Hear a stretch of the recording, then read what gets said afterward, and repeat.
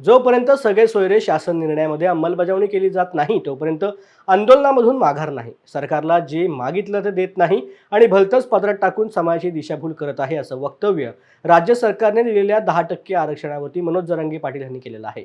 येत्या 24 तारखेला आंतरवली सराटी येथे बैठक घेऊन या बैठकीत पुढील निर्णय घेतले जातील, असंही वक्तव्य मनोज जरांगे पाटील यांनी केले। मराठा समाजाच्या आरक्षणाचा आक्रोश निघत असताना सत्ताधारी केवळ राजकारणात मशगूल आहेत। मराठा समाज सत्ताधाऱ्यांना धडा शिकवेल।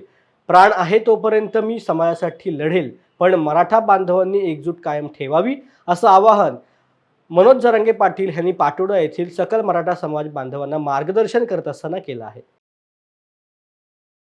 आता तो समाज ठरवल, पण आंदोलनाच्या भूमिकेच्या बद्दल सगळे सोयऱ्यांची अंमलबजावणी होऊन मराठा समाजाला ओबीसीतून आरक्षण मिळाल्याशिवाय माघार नाही। शेवटच्या माणसाला महाराष्ट्रातले आरक्षण मिळाल्याशिवाय मी आटू शकत नाही। परंतु 24 तारखेला आता बैठक लावली आम्ही, ते पुढची भूमिका दिशा नेमकी काय, आपण काय करायचं। आम्ही 900 एकरवरती सभा घेतोय मोठी, त्याबद्दलचं कुठं काय निवेदन करायचं, आणखीन 8-10 असे विषय, त्यासाठी महाराष्ट्रातले सगळ्या बांधवांना, प्रत्येक गावातल्या बांधवांना आम्ही बोलवलेले, ते सगळी 24 तारखेला।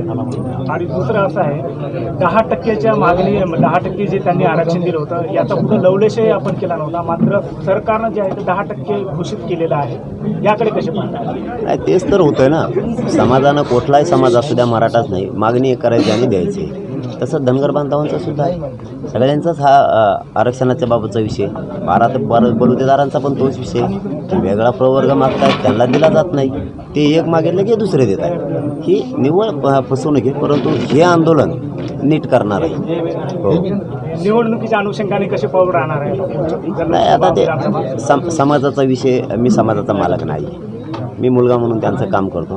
परंतु 24 तारखेला बैठक आहे, बघूयात आता त्यांची इच्छाची मराठ्यांवरती अन्याय करायचा, मराठाही ठरवल अन्याय म्हणजे काय।